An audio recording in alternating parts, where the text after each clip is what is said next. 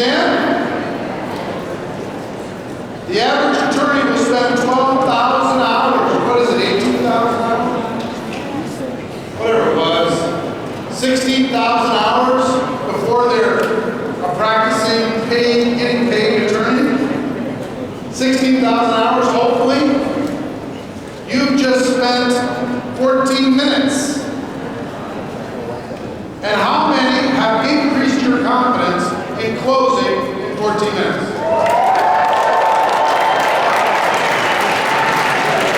Okay. We're not done. Stand up.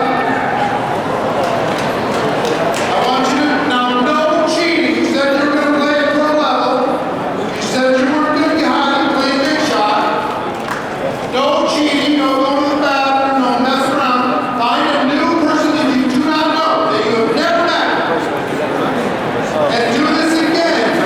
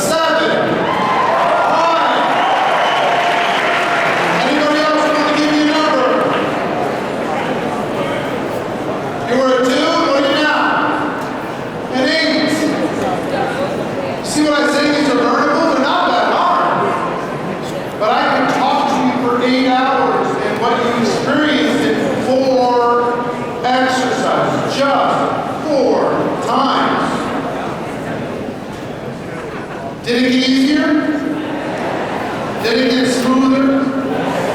Did it get faster? Was it effective? Did it feel comfortable, like you're building a relationship with a friend? Did it ever feel pressure? Did it ever feel natural for an objection to show up? No. Now some people ask, what do you do if somebody gives you an unrealistic situation? First thing I will tell you is that almost never happens. A person's not going to say, I want $10,000 a month working 2 hours a week over the course of the next 60 days. They just don't say it. But if they did say it, how would you respond? You'd say, well, I can't give you that. If you can't draw it out in your compensation plan, you can't show it for real, don't tell them that it is for real. You're going to have more credibility if you say, listen, you're going to have to change one of your numbers. You're going to have to change how many months, change how many hours, or change how much income you want. You got to change something. I can't give you everything. You're acting as a consultant, asking the person for what they want. And if your opportunity can provide that, then you can show them how it can provide that. Some people ask, well, how? If I say, if I were you, if I could show you how to do it, you're ready to get going, how would you show it? Well, is there a way that you can show in any compensation plan how you can make $1,000 a month over the course of 6 months, working 10 hours a week, pretty much? If there's somebody who's done it, you can show that person how that person has done it. Couldn't you? Don't overstate, don't overblow it, the truth is good enough, but lay out a strategy to show them how to get what they want. See, the magic of this, all the questions build a box that they get to live in. And you're just going to say, listen, you say, what do you like best? They say something positive. On a scale of 1 to 10, if it's above a 1, there's hope. How much you want to have per month if you're going to do this? What would make it worth your time? You get a number. That builds one of the walls of the building. How many hours a week could you commit to it? That builds another wall. How many months could you do that? That builds a foundation. If I could show you how to live in this house and enjoy your life, would you want to move in? Yes or no? Sure. How can I say no? Okay. Now, you might get an objection at the end of that. At the end of that, when you say, okay, here's the application, they might go, I don't know if I have the time. I don't know if I have the money. I don't know, I need to talk to my spouse. All those other things, we talk about how to overcome those objections, didn't we? Listen, relate, questions, stories, questions. That's it. Build rapport, be a friend. Now, not everybody, even if you go through this process, is going to say, okay, fine, here's my credit card. Okay? As skillful as this is, there will still be people that say, I'm still not ready. And if that's true, you come back to this philosophy that says, okay, you told me this time you were a 5 on a scale of 1 to 10. What can I do to help you get to a higher number? What's holding you back? I don't understand this, I don't understand that. Okay, well, then you can set the next exposure to help them understand that. You can help educate them, you can help them understand. You see what I'm saying? Help them get to the next exposure. Next exposure, they're a 7. At the end of that exposure, you say, what do you like best now? On a scale of 1 to 10, where are you now? I'm a 7. Fantastic. So let me ask you again. Realistically, hypothetically, if you're going to do this, how much would you need to earn per month to make it worth your time? Last time it was $1,500. Still the same number? Yeah. How many hours a week? Can you figure out how to make that work? 10. All right, fantastic. How many months? 6. All right, so we're in the same ballpark. The only thing that's changed, you went from a 5 to a 7. If I can show you how to get all this stuff, you ready to go now? Or you still need more information? I still need more. Fantastic.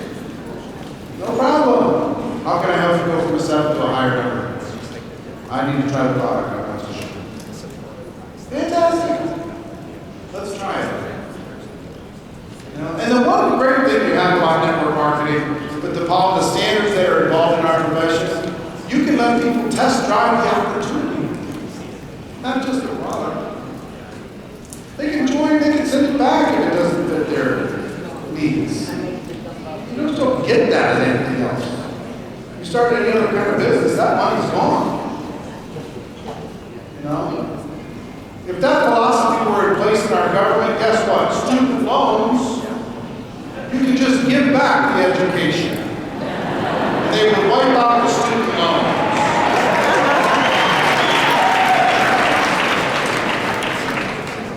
They talk about us. It drives me crazy. They say people in network marketing, they take advantage of it. Really where? The product, they can return it. If they get involved in the opportunity, they decide it's not for them, they can send it back. 90% of real estate agents that go through the whole process to get their license never sell a single home. They don't get their money back. Everybody that goes to college that doesn't get a career in their chosen major, they don't get their money back.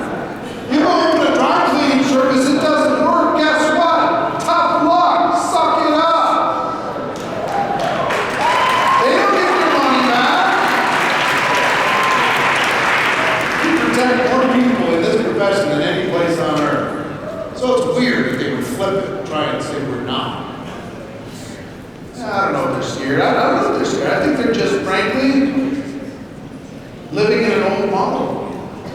They're just living with an old model and an old belief set. And frankly, we'll talk one more time, we've got to do a better job of making sure we represent ourselves professionally. If the end of every exposure happened like we just role played, from now to forever, what would happen to the reputation of our profession? They'd go up pretty dramatically, wouldn't it? Versus this predatory, hungry, I need you thing. I love the way Richard did that in the video. I need you. No, stop. You have the choice. I love it so much. I laughed and laughed when I first saw that clip. It's hilarious. All right. How many people feel more comfortable? Everything I'm doing with you is something that I do not want to stop with you. And what does that mean? Take this home. Don't just talk about it. Get a group of people together and role play for an hour. Get a group of people together and send some text messages for an hour. Get a group of people together and learn how to be presenters together. Rise the leadership within your organization versus waiting for it to rise on its own.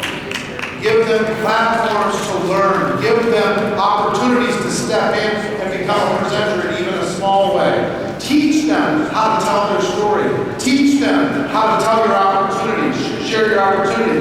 Teach them how to do a basic training. For those that are willing, teach them how to do a keynote or an inspirational talk to the group. Teach your group how to invite. Teach your group how to follow up. Teach your group how to close.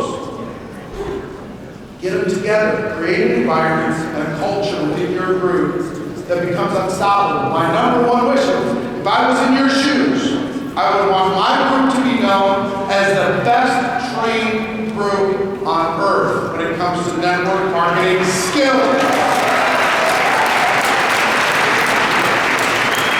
Why?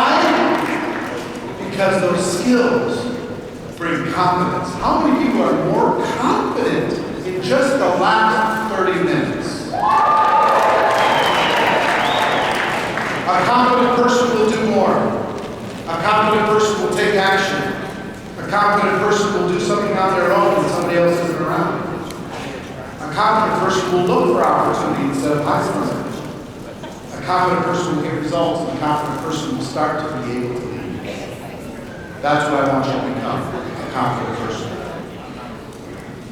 So here's what I'm going to do now. We're going to shift gears, but before we shift gears, everybody do me a quick favor, stand up, face that